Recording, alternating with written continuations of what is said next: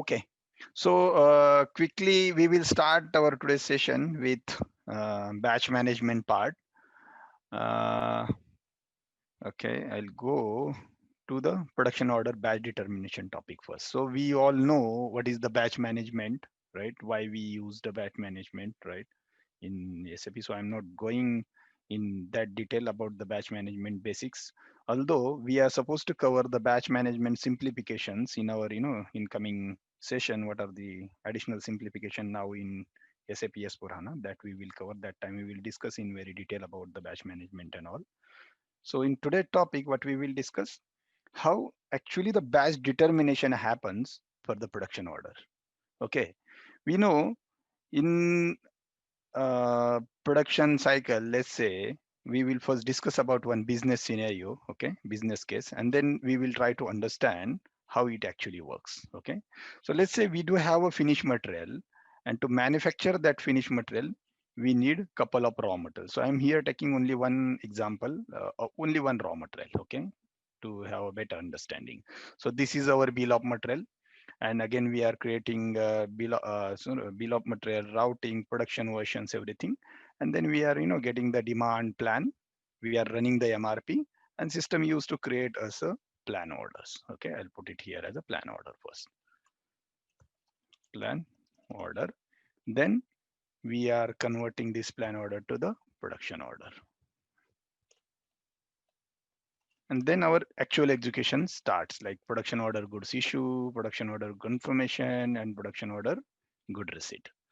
So let's say if I do have this raw material available in the batches, and I do have multiple batches available for that raw material. Okay, I will take an example here.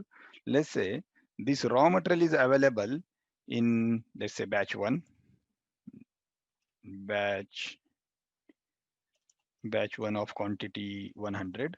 Okay, then I do have a raw material available in a batch 2 also with quantity 200, and let's say batch 3 with quantity 300. Now let's say for this production order, my requirement is to have only 50. Okay, to complete this production order, we need a raw material 50 quantity. Now this is the case, or this is the point where your batch determination will come in a picture, like which batch system should go and select, right? So I will make it as a zero color. Okay, so I will just try to put this. We do have 3 batches, okay, for the same raw material with different quantities. Now we are supposed to issue this raw material to the production order, right? So before issuing this raw material to the production order, how system will identify which batch has to get considered there, or which batch raw material has to get issued to the production order. And this is nothing but my batch determination. So in SAP, or in any scenario, let's say if we are talking about the real scenario, we do have an option, like we can go check the inventory, right? And we will decide, okay, this batch need to issue, correct? This is one of the thing, like the user can manually see the batches. User can manually check the available quantity. So user can easily see, okay, this batch is having only 100 quantity. Since we required only 50, I can use this batch instead of using this 200. Maybe in some kind of industry, like it's the construction industry, if I'm talking, and my requirement is, let's say, for cement, and I do have already opened the cement boxes, or let's say cement packets, and the normally I'm keeping cement in stock of, let's say, 300 kg packet. But now I have already opened some of the batches. Since I need to have only 50 quantity, instead of opening a new packet, I can use the material from the which is already open one, right? So that's how user can do the manual batch determination, right? But there are some industries, like the requirement is system should automatically go and check which is the valid batch, which is the available batch, and system should automatically do the determination. So how it happens, that we will discuss. Let's say, as I discussed, this batch determination part will come in a picture to issue the material to the production order. And there are two ways to do it. Okay. So one is, as we discuss here, one is my manual batch determination. Okay. I'll say manual batch determination. Okay. I'll put little bit. And the second one is automatic. Okay. I'll put here as a automatic auto batch determination.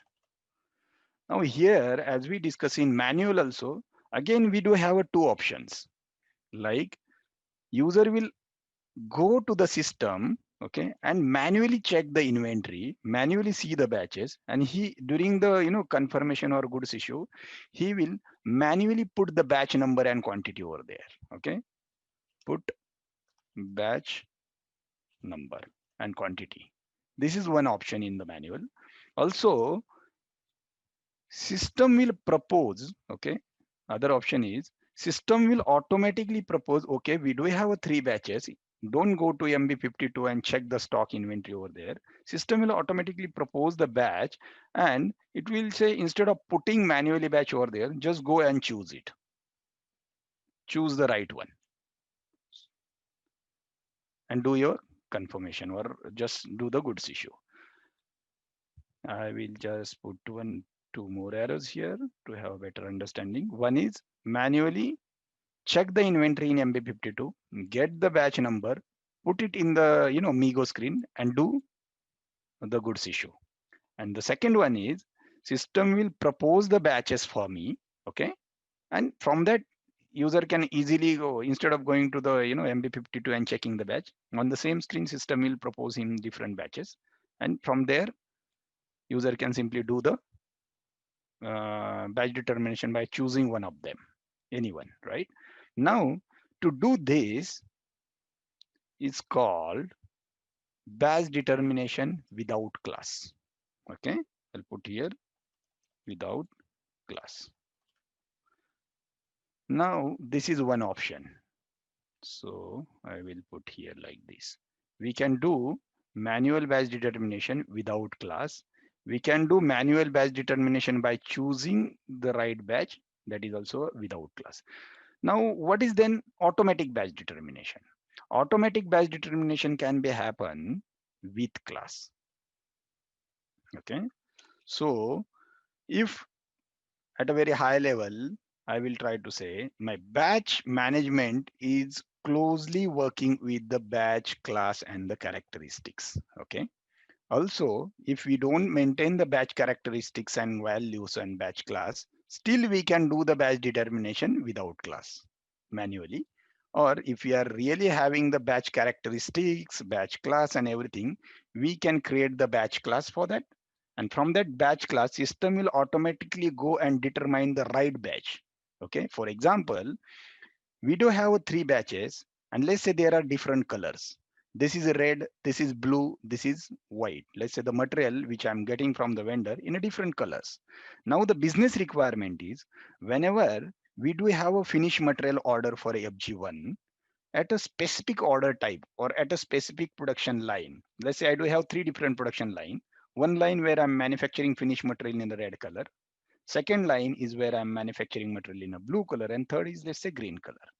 Now the requirement is, whenever there is a requirement from first line, that is where I'm manufacturing batch as a red, system should automatically go and check multiple batches, whatever we do have in the stock, and system should only choose the batch which is having a red color.